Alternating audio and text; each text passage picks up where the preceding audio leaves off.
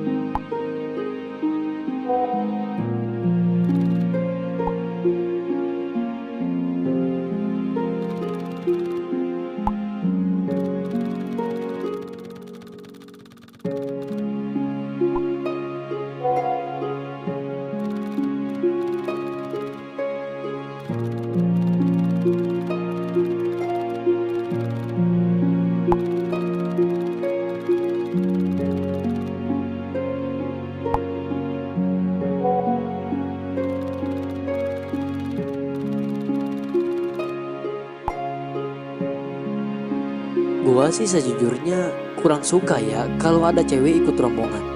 Kenapa? Karena ya kan mental dan fisik cewek gak sekuat cowok. Gua takutnya kan jadi beban perjalanan. Takut gak sesuai rencana gitu. Tapi ya mau gua tolak juga gak enak. Farhan kan teman gua sendiri. Yang penting gua udah ingetin dia.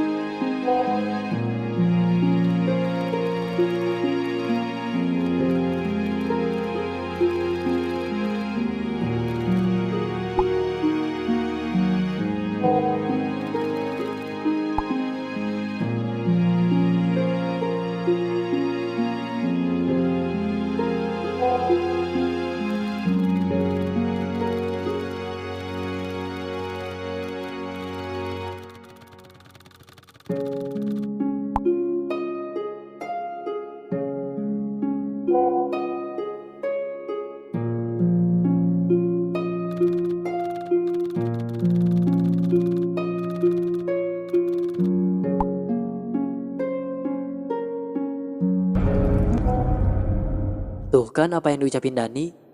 Emang di gunung itu jangan sembarangan. Jangan dikotorin tempatnya sama yang kayak gitu. Dan gua takut banget kalau Farhan sampai ngelakuin hal gitu ke pacarnya. Tapi gua usaha buat ingetin dia sebelum kejadian.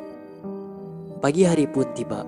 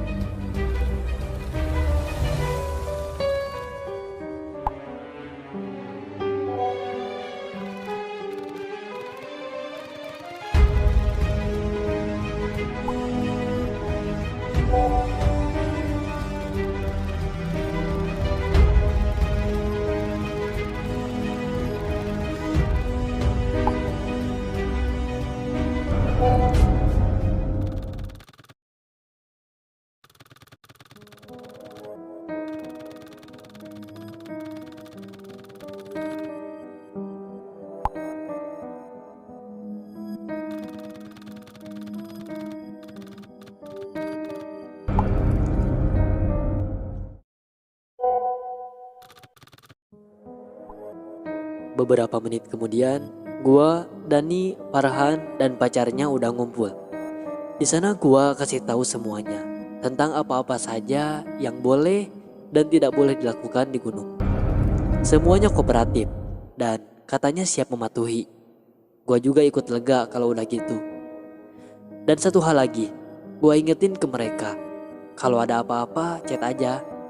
Kebetulan di gunung ini masih dapat sinyal sampai ketinggian tertentu untuk jaga-jaga jika terjadi sesuatu.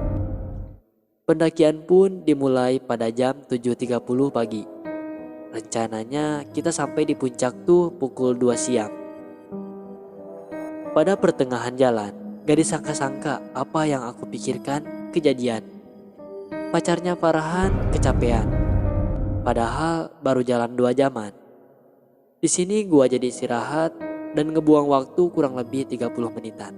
Setelah selesai kita jalan lagi dan lagi-lagi ceweknya Farhan keseleo karena tidak lihat medan dan sedikit terkilir. Kita semua panik dong. Dan di sini gua dan Dani berinisiatif buat ke pos yang di atas, yaitu pos 2, buat minta pertolongan. Dan gua ngasih tahu Farhan dan pacarnya buat onin WA-nya biar gak lost kontak. Dan sialnya lagi, hujan mulai turun. Gua dan Dani harus cepet-cepet sampai pos. Dan untungnya gua sampai dan ada petugas di sana.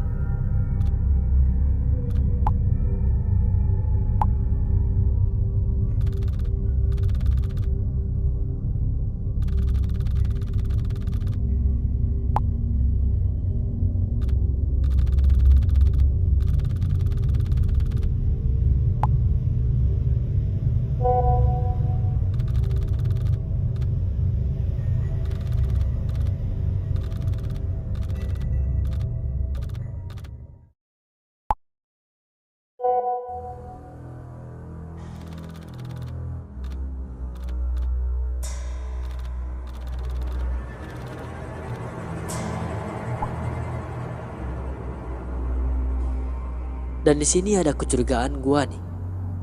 Gua takutnya si Farhan cari-cari kesempatan di tenda berdua lagi.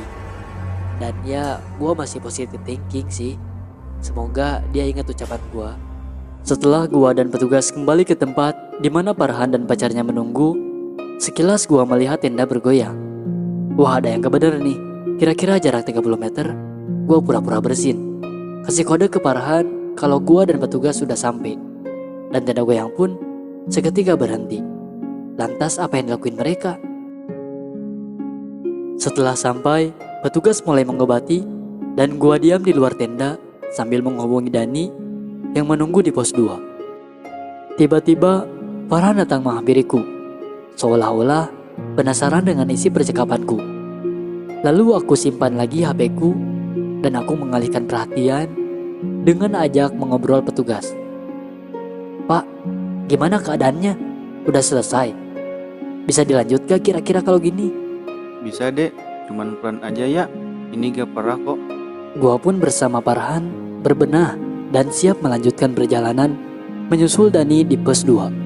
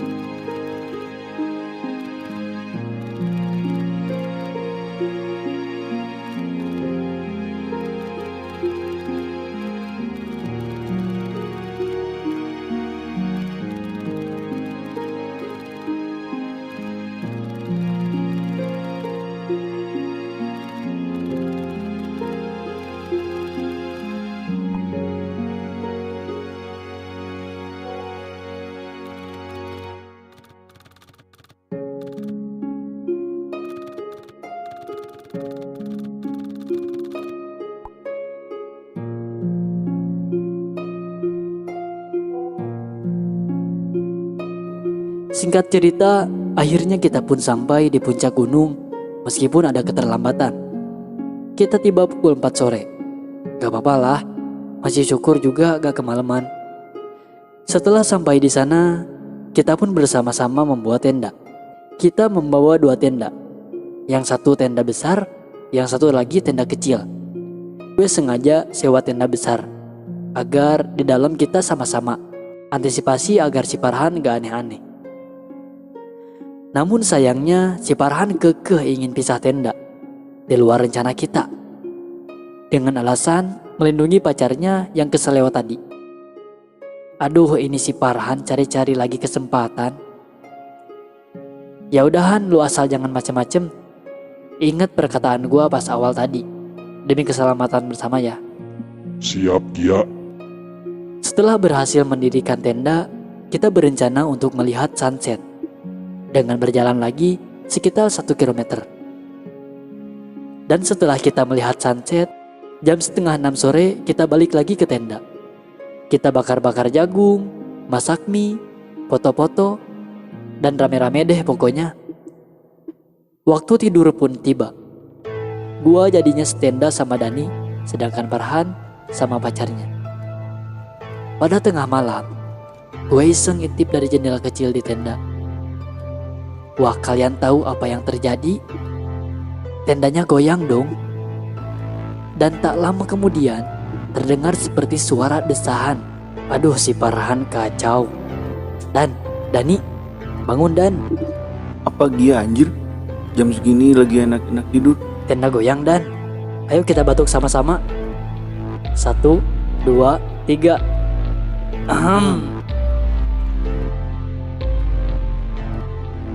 Malam yang sungguh mengherankan. Pagi pun tiba. Kita menikmati sunrise yang sangat indah. Kejadian malam tadi kita pura-pura tidak tahu aja, seolah-olah melupakannya. Pukul 8 kita mulai turun, dan di sini Farhan dan pacarnya memimpin di depan. Katanya sekali-kali dengan alasan ingin mengantar ceweknya untuk mencari sungai buat buang air kecil. Gua pun mengizinkannya, dan kita ketemuan di pos 4 asal jangan berpencar. Dan gua ingetin lagi untuk nyalain WA-nya. Mereka pun di depan kita. Dan singkat cerita, gua udah sampai sama Dani di pos 4. Dan di sana hampir 1 jam gua nungguin, masih belum ketemu juga sama Farhan dan pacarnya. Gua di sini mulai takut. Mereka gak tahu jalan. Gua coba WA Farhan.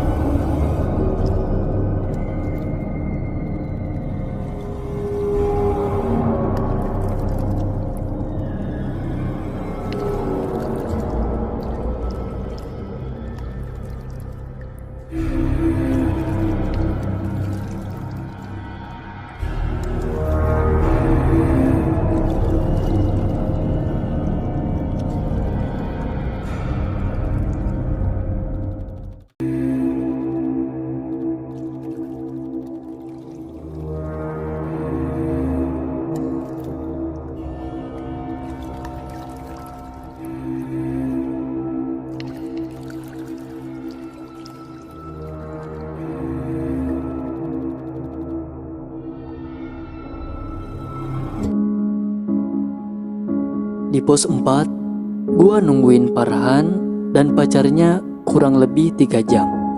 Dan masih belum sampai juga. Kita semua panik dong. Gua dan Dani lalu lapor ke petugas terkait hal ini. Karena gua takut ini jadi bencana serius. Gua juga gak lupa berdoa kepada Allah. Semoga diberikan pertolongan kepada teman gua. Di sini, gua coba juga hubungi dia di WA. Semoga dia masih ingat apa yang gua ucapin sebelum turun. Kita ketemuan di pos 4, asal jangan berpencar. Dan gua ingetin lagi untuk nyalain WA-nya.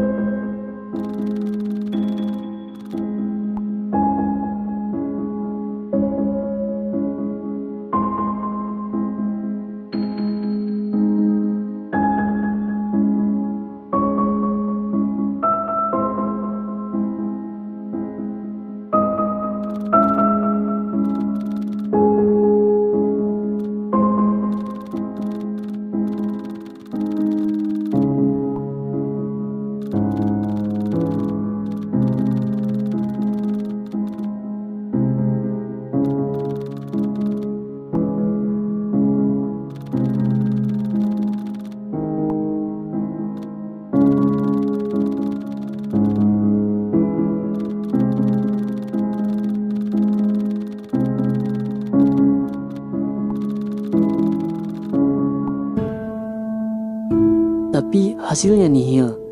Tidak ada balasan apapun di Farhan. Gua telepon pun gak diangkat. Gua di sini positive thinking aja. Mungkin HP-nya habis baterai atau mungkin habis kuota. Ya, gua di sini gak berpikiran aneh-aneh sih terkait hal ini. Beberapa menit kemudian, gua coba lagi buka WA dan ternyata Farhan membalas. Dan balasannya pun cukup membuat gua terkejut.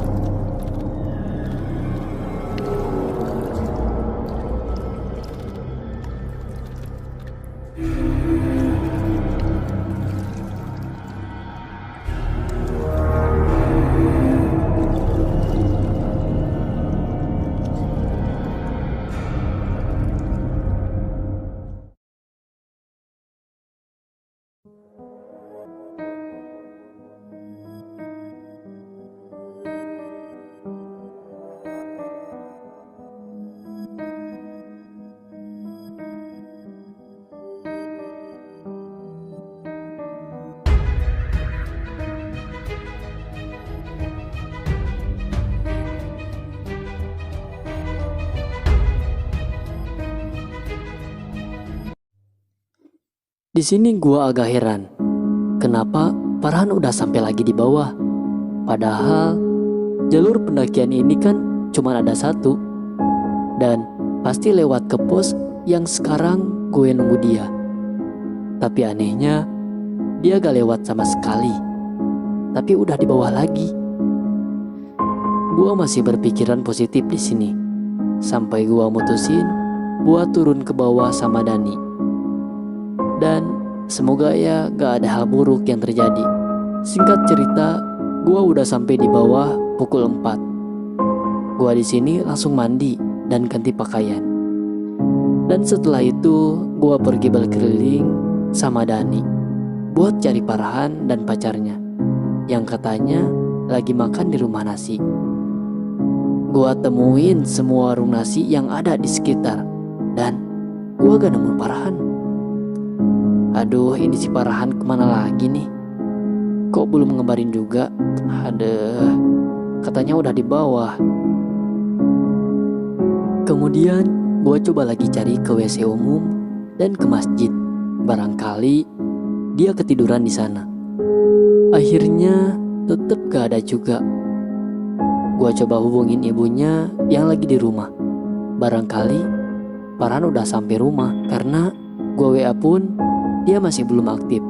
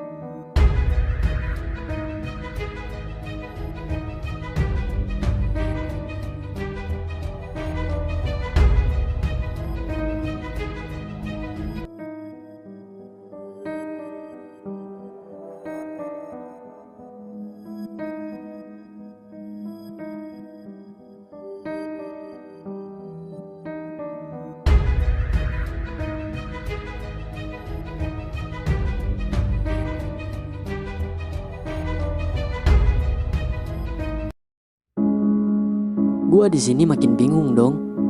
Farhan ternyata belum sampai rumah. Mau nanyain ke ibu pacarnya si Farhan, gak punya nomornya.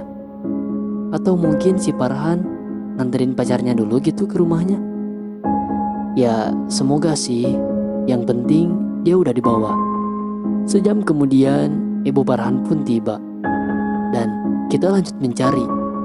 Karena gak mungkin Farhan nganterin pacarnya sejam lebih belum balik. Lalu kita ke warung nasi terakhir dengan menanyakan foto yang tadi dikasih Farhan saat makan. Dan yang paling mengagetkan, kata tukang warung, di sini tidak ada tempat makan yang seperti itu. Saya kenal semua penjual nasi dan gak ada yang tempat makannya kayak gitu. Gua seketika makin panik dong. Jadi si Farhan tuh makan di mana? Seharian gua mencari bersama Dani, ibu Farhan, dan ditemani petugas tentang keberadaan Farhan dan pacarnya. Sampai malam ini pun belum ada kabar. Besoknya kemudian petugas menyarankan untuk meminta bantuan tim SAR untuk melakukan pencarian. Dan pencarian pun dilakukan seharian menyusuri gunung itu dengan mengerahkan 50 anggota.